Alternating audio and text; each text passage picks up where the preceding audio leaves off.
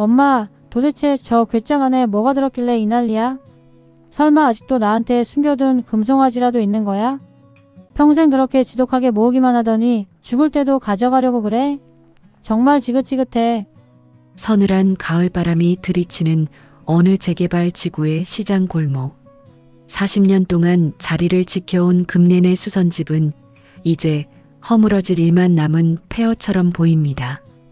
방금 딸 혜진이 내뱉은 날카로운 고함은 수선집 천장에 찌든 먼지 사이로 스며들며 공허하게 흩어집니다. 혜진의 눈은 도끼로 이글거립니다. 그녀에게 이 비좁은 가게는 유년 시절의 가난이 박제된 감옥이자 엄마의 인색함이 따리를 틀고 있는 혐오스러운 공간입니다. 금내는 그 낡은 괴짝을 마치 갓난아이 보듬듯 가슴팍에 꼭 끌어안고 있습니다. 뒤틀린 손가락 끝은 하얗게 질려 있고 파들거리는 어깨는 금방이라도 무너질 듯 위태롭습니다. 혜진은 확신합니다. 저 괴짝 안에 분명 엄마가 남몰래 모아둔 빳빳한 지폐나 땅 문서가 숨겨져 있을 것이라고. 그렇지 않고서야 재개발로 헐릴 이 가게를 떠나며 저 무겁고 흉측한 괴짝에 집착할 이유가 없기 때문입니다. 엄마의 지독한 침묵은 혜진의 불신을 분노로 바꾸어 놓습니다. 수선집 내부에는 수십 년 동안 쌓인 옷감의 먼지와 오래된 미신기름 냄새가 뒤섞여 있습니다. 공기 자체가 끈적거리는 느낌을 주는 이곳에서 혜진은 짐 정리를 돕는 척하며 엄마 주변을 맴돕니다. 하지만 두 사람 사이에는 만리장성보다 높은 정막이 가로놓여 있습니다. 금내는 평소처럼 무뚝뚝하게 실밥을 뜯어내고 있습니다. 그녀의 손등은 거친 세월을 증명하듯 거북이 등껍질처럼 딱딱하게 굳어 있습니다. 혜진은 억울합니다. 남들은 엄마 손잡고 백화점 가서 예쁜 코트도 사 입는다는데 그녀의 기억 속 엄마는 늘 고개를 숙인 채 미싱을 돌리던 뒷모습뿐이었습니다. 대학 등록금도 심지어 10년 전 결혼을 앞두고 간절히 도움을 요청했을 때도 엄마는 가진 게 없다며 매몰차게 외면했습니다. 그 결과 혜진은 시댁에서 빈손으로 온 며느리라는 꼬리표를 달고 살아야 했습니다. 그 모든 서러움의 원인이 저 괴짝 안에 숨겨져 있을 거라 생각하니 혜진은 속이 타들어갑니다. 금내는 딸의 따가운 시선을 느끼면서도 입을 굳게 다뭅니다. 그녀의 눈은 이미 초점을 잃은 채 먼 과거를 향해 있습니다. 무엇이 그녀를 이토록 독한 어머니로 만들었는지, 왜 그토록 돈 한 푼에 벌벌 떨며 살아왔는지 세상은 알지 못합니다.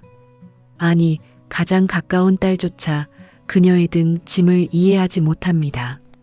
금내는 그저 묵묵히 괴짝 위의 먼지를 손으로 쓸어낼 뿐입니다. 다음 날 아침 하늘은 낮은 구름으로 가득 차더니 기어코 추적추적 비를 뿌리기 시작합니다. 재개발 용역 인부들이 들이닥쳐 낡은 탁자와 재봉틀을 무심하게 실어 나릅니다. 금내는 그 아수라장 속에서도 오직 나무 괴짝 곁을 지키며 안절부절 못합니다. 그녀의 눈은 불안하게 흔들리고 인부들이 괴짝 근처에만 가도 소스라치게 놀라며 몸으로 막아섭니다. 이건 건드리지 마. 내가 직접 옮길 거야. 그때였습니다. 무거운 미싱 책상을 옮기던 인부 하나가 비에 젖은 바닥에 미끄러지며 중심을 잃었습니다. 그가 휘청이며 내뻗은 팔이 금내가 애지중지하던 나무 괴짝을 정면으로 쳤습니다. 괴짝은 비명 같은 소리를 내며 바닥으로 고꾸라졌고 낡은 경첩이 비틀리며 귀퉁이가 쩍 하고 갈라졌습니다. 아이고 내 보물. 안 돼. 금내가 짐승 같은 비명을 지르며 바닥으로 몸을 던졌습니다. 혜진은 숨이 멎는 듯한 기분을 느낍니다. 부서진 괴짝의 틈새로 무언가 쏟아져 나오기 시작했습니다. 그녀가 예상했던 금빛 광채는 없었습니다. 빳빳한 10,000원짜리 지폐 뭉치도 보이지 않았습니다. 대신 그곳에서 나온 것은 곰팡이 냄새가 밴 낡은 서류 뭉치와 빛바랜 종이들이었습니다. 흙탕물에 젖어가는 종이들을 금내는 미친 듯이 가슴팍으로 긁어모았습니다. 지수는 그 광경을 지켜보다 바닥에 떨어진 종이 한 장을 발견합니다. 빗물에 글씨가 번져가고 있었지만 그곳에 적힌 이름 석자는 명확했습니다. 돌아가신 아버지의 이름이었습니다. 그리고 그 옆에는 연대보증, 채무이행 합의서라는 날카로운 단어들이 지수의 심장을 찔러왔습니다. 엄마는 왜 돌아가신 아버지의 이름이 적힌 이 무거운 서류들을 40년 동안이나 괴짝 안에 가두어 두었던 것일까요? 지수의 의심은 이제 두려움으로 변하기 시작합니다. 아버지는 지수가 아주 어릴 적 사고로 세상을 떠난 것으로만 알고 있었습니다. 엄마는 늘 아버지를 성실했지만 운이 없었던 사람으로만 기억하게 했습니다. 하지만 지금 눈앞에 펼쳐진 서류들은 전혀 다른 이야기를 하고 있었습니다. 지수는 엄마를 향해 달려가려다 멈칫합니다. 금내의 눈에서 흐르는 눈물이 빗물과 섞여 바닥을 적시고 있었기 때문입니다. 짐을 다 빼낸 텅 빈 가게, 빗소리만이 빈 공간을 메웁니다. 금내는 구석에 앉아 수건으로 젖은 종이들을 한 장 한 장 닦아내고 있습니다. 그 손길이 어찌나 조심스러운지 마치 갓 태어난 아이를 씻기는 듯합니다. 혜진은 엄마 앞에 따뜻한 물 한 잔을 내려놓습니다. 엄마, 이제 그만해. 이게 다 뭐야? 왜 아빠 이름이 적힌 빗서류를 아직도 갖고 있는 건데? 아빠가 우리한테 빚을 남기고 간 거야? 금내는 대답 대신 깊은 한숨을 내뱉습니다. 그녀의 목소리는 갈라진 논바닥처럼 푸석합니다. 사람들은 내 아버지가 사고로 죽은 줄 알지. 하지만 내 아버지는 사람을 너무 믿어서 동네 사람들 보증을 서주다 집까지 날리고 도망치듯 떠난 거였다. 나는 내가 아버지를 원망하며 자라길 원치 않았어. 너한테 아버지는 늘 인자하고 훌륭한 사람이어야 했으니까. 혜진은 그 자리에 얼어붙습니다. 사실 금내는 시장에서 독종으로 불리며 손가락질 받는 것을 즐겼습니다. 사람들이 돈만 아는 할망구라고 비난할 때마다 그녀는 속으로 안도했습니다. 자신이 그렇게 욕을 먹어야만 죽은 남편의 명예가 지켜지고 딸의 가슴 속에 아빠라는 존재가 예쁜 꽃으로 남을 수 있다고 믿었기 때문입니다. 엄마는 딸의 마음에 아빠라는 예쁜 정원을 지켜주기 위해 스스로 독초가 되어 40년을 견뎌온 것입니다. 지수는 엄마가 닦아낸 서류들을 하나씩 살펴보기 시작합니다. 그것은 단순히 빚 서류가 아니었습니다. 40년 동안 엄마가 한 푼 두 푼 모아 빚쟁이들을 찾아가 돈을 갚고 받아낸 영수증들이었습니다. 1985년 3월 5만 원, 1988년 12월 10만 원, 시장 골목에서 밥 한 끼 제대로 못 사 먹고 남들이 버린 옷감을 주워다 수선하며 모은 돈들이 그 종이 조각들에 고스란히 박혀 있었습니다. 어떤 종이에는 빚쟁이들의 험악한 욕설이 메모처럼 적혀 있기도 했고 어떤 종이에는 제발 우리 딸만큼은 건드리지 말아달라는 엄마의 눈물 젖은 글귀가 적혀 있었습니다. 혜진은 숨이 막혀옵니다. 자신이 엄마를 원망하며 예쁜 구두를 사달라고 떼를 쓰던 그때 엄마는 시장 골목 어귀에서 빚쟁이들에게 머리채를 잡히고 있었을지도 모른다는 생각이 들었기 때문입니다. 통장도 여러 건 발견됩니다. 혜진의 이름으로 된 통장들이었습니다. 혜진이 초등학교 입학금, 혜진이 시집갈 때 줄 미천. 하지만 그 통장들은 모두 중간에 혜지라는 도장이 찍혀 있었습니다. 빚쟁이들이 들이닥쳐 당장 돈을 내놓으라고 협박할 때마다 엄마는 피눈물을 흘리며 딸을 위해 모아둔 적금을 깨야만 했습니다. 엄마가 지수의 결혼 자금을 내주지 못한 것은 돈이 아까워서가 아니라 이미 그 돈마저 딸의 앞날을 가로막는 빚의 구렁텅이를 메우는 데 쓰였기 때문이었습니다. 그때 옆집에서 떡집을 하던 박씨 할머니가 찾아옵니다. 아이고 금래야. 이제 정말 떠나는구나. 지수 너는 이제야 이 괴짝 구경을 하는구나. 박씨 할머니는 지수의 손을 꼭 잡습니다. 지수야 너 너희 엄마 미워하지 마라. 내 엄마는 내 아버지가 남긴 빚 갚느라 평생 고기 한 점 제대로 못 씹었어. 시장 사람들이 너한테 그 빚 물려줄까봐 일부러 너를 서울로 보낼 때 내 엄마가 나한테 와서 얼마나 울었는지 아냐? 자기처럼 시장 바닥에서 험한 소리 안 듣게 하려고 독하게 마음먹은 거야. 박씨 할머니의 말은 혜진의 가슴에 비수처럼 꽂힙니다. 지수는 자신이 얼마나 어리석었는지 깨닫습니다. 엄마가 돈을 아끼라고 잔소리할 때마다, 엄마가 새 옷 한 벌 안 사 입을 때마다 그녀는 엄마는 촌스럽고 인색해라며 비웃었습니다.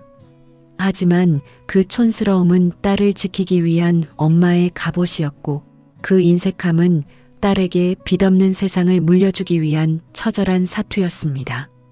과거의 기억들이 지수를 압박해옵니다. 10년 전 파혼하던 날의 기억입니다. 시댁 식구들이 무시하는 눈빛으로 쳐다볼 때 지수는 엄마를 원망했습니다. 엄마가 돈만 좀 보태줬어도 내가 이런 무시는 안 당했을 텐데 라고 소리쳤던 자신의 모습이 떠오릅니다. 그때 엄마는 아무 말 없이 부엌에서 설거지만 했습니다. 이제야 알 것 같습니다. 그때 엄마의 등은 울고 있었다는 것을. 엄마는 딸이 시댁에서 기죽지 않기를 누구보다 바랐을 것입니다. 하지만 눈앞의 빚쟁이들은 딸의 결혼 소식을 듣고 더 기승을 부렸습니다. 엄마는 딸의 결혼 자금으로 남은 빚을 청산하고 대신 딸에게 가난한 친정이라는 오명을 씌우는 쪽을 선택했습니다. 그것이 딸의 인생에 평생 빚쟁이들이 찾아오지 않게 하는 유일한 길이었기 때문입니다. 지수는 자신의 무지가 엄마의 심장을 얼마나 난도질했을지 생각하며 고개를 떨굽니다. 비를 너무 많이 맞은 탓일까 금례가 갑자기 가슴을 움켜쥐며 쓰러집니다. 엄마 정신 좀 차려봐. 혜진은 비명을 지르며 엄마를 부축합니다. 병원으로 실려가는 앰뷸런스 안에서 혜진은 엄마의 야윈 손을 꼭 잡습니다. 손등 위에는 수십 년간 미싱 바늘에 찔리고 실에 베인 흉터들이 가득합니다. 이 거친 손으로 엄마는 거대한 운명의 파도를 막아내고 있었던 것입니다. 의사는 과로와 극심한 스트레스라고 말합니다. 혜진은 병원 복도에 앉아 엄마의 가방 속에 든 부서진 괴짝의 파편들을 만져봅니다. 그 낡은 나무 조각들이 마치 엄마의 부서진 마음처럼 느껴집니다. 내가 엄마를 죽이고 있었어. 내가 그 괴짝 안에 든 게 사랑인 줄도 모르고 독설만 내뱉었어. 혜진의 눈물이 병원 바닥으로 뚝뚝 떨어집니다. 지수는 밤새 엄마의 침대 곁을 지킵니다. 산소 마스크를 쓰고 거칠게 숨을 몰아쉬는 엄마의 얼굴은 너무나 작고 초라해 보입니다. 지수는 엄마의 낡은 지갑을 열어봅니다. 그 안에는 지수의 고등학교 졸업사진 한 장과 낡아서 너덜너덜해진 행운의 10,000원짜리 한 장이 들어 있습니다. 그 10,000원은 지수가 첫 월급을 탔다고 엄마에게 선물했던 것입니다. 엄마는 그 돈을 15년 동안 한 번도 쓰지 않고 품고 있었습니다. 돈밖에 모른다던 엄마의 가장 큰 재산은 딸이 준 그 10,000원 한 장이었습니다. 지수는 자신의 오만이 엄마의 진심을 얼마나 가리고 있었는지 뼈저리게 느낍니다. 엄마 제발 일어나. 내가 잘못했어. 이제 내가 다 갚을게. 엄마 인생 내가 다 보상해 줄게. 다음날 새벽 금례가 천천히 눈을 뜹니다. 혜진을 발견한 금례의 첫 마디는 괴짝은 종이들은 다 챙겼니? 였습니다. 혜진은 엄마의 손을 얼굴에 갖다 대며 오열합니다. 응 엄마. 내가 다 챙겼어. 다 봤어. 엄마가 어떻게 살았는지 저 괴짝 안에 뭐가 들었는지 이제 다 알았어. 금례는 힘겹게 미소를 지어 보입니다. 알면 안 되는데. 우리 지수 예쁜 것만 보고 살아야 하는데. 애미가 못나서 미안하다. 혜진은 고개를 가로저으며 엄마를 품에 안습니다. 아니야, 엄마. 엄마가 세상에서 제일 대단한 사람이야. 아빠 원망 안 하게 해줘서 고마워. 나 빚쟁이들 안 만나게 해줘서 정말 고마워. 이제 두 사람 사이의 낡은 괴짝은 더 이상 비밀의 상자가 아닙니다. 그것은 40년의 한을 씻어내는 정화의 잔이 되었습니다. 퇴원 후 혜진은 엄마를 자신의 집으로 모십니다. 그리고 거실 한복판에 수리된 나무 괴짝을 놓습니다. 지수는 괴짝 안에 있던 낡은 서류들을 하나씩 꺼내 정리합니다. 그리고 그 서류들을 하나로 묶어 어머니의 훈장이라는 이름을 붙여줍니다. 지수는 또한 아버지가 빚을 졌던 사람들의 후손들을 수소문합니다. 비록 법적으로는 갚을 의무가 끝났지만 엄마의 명예를 완전히 회복시켜주고 싶었기 때문입니다. 지수는 엄마의 이름으로 작은 기부를 시작하고 시장 사람들에게 엄마의 진심을 알립니다. 시장통 사람들은 이제 금례를 독종이 아닌 성자라 부르기 시작합니다. 재개발이 완료된 후 그 자리에 세워진 공원에 혜진과 금례가 나란히 앉아 있습니다. 금례는 이제 더 이상 낡은 앞치마를 두르지 않습니다. 딸이 사준 고운 실크 스카프를 목에 두르고 난생 처음으로 분칠도 해봅니다. 지수는 엄마의 손을 잡고 걷습니다. 엄마, 저기 봐. 저기가 우리 수선집 있던 자리잖아. 이제 저기 꽃밭이 생겼네. 금례는 그 꽃밭을 한참이나 바라봅니다. 마치 그 꽃들이 자신이 40년 동안 흘린 눈물로 피어난 것처럼 보입니다. 금례의 얼굴에는 이제 단 한 점의 그늘도 남아있지 않습니다. 지수는 깨닫습니다. 진정한 영웅은 화려한 옷을 입고 칼을 휘두르는 사람이 아니라 가족을 위해 자신의 인생을 기꺼이 괴짝 속에 가두고 묵묵히 견뎌낸 내 엄마 같은 사람이라는 것을요. 지수는 이제 딸을 키우며 엄마가 했던 잔소리를 똑같이 합니다. 하지만 그 잔소리 뒤에는 엄마에게 배운 사랑의 언어가 담겨 있습니다. 나무 괴짝은 이제 우리 집의 가보가 되었습니다. 지수는 매일 아침 그 괴짝을 닦으며 다짐합니다. 엄마가 물려준 이 희생과 인내의 정신을 결코 잊지 않겠다고. 괴짝의 자물쇠는 사라졌지만 그 안에는 전보다 더 단단하고 반짝이는 가족의 사랑이 가득 차 있습니다. 황금빛 노을이 거실 안으로 깊숙이 들어옵니다. 소파에 앉아 꾸벅꾸벅 조는 엄마 순례의 얼굴이 평화롭기 그지없습니다. 지수는 그런 엄마 위로 부드러운 담요를 덮어줍니다. 그리고 창밖을 내다보며 나직이 음졸입니다. 가장 가까운 사람의 진심을 알기까지 우리는 때로 너무 오랜 시간을 돌아오곤 합니다. 여러분의 부모님이 간직한 낡은 괴짝 안에는 무엇이 들어있나요? 혹시 그 안에서 여러분을 향한 눈물겨운 사랑이 숨을 죽인 채 기다리고 있지는 않나요? 늦기 전에 그 괴짝을 함께 열어보세요. 그곳에 여러분의 인생을 지탱해온 진짜 보물이 들어있을 것입니다.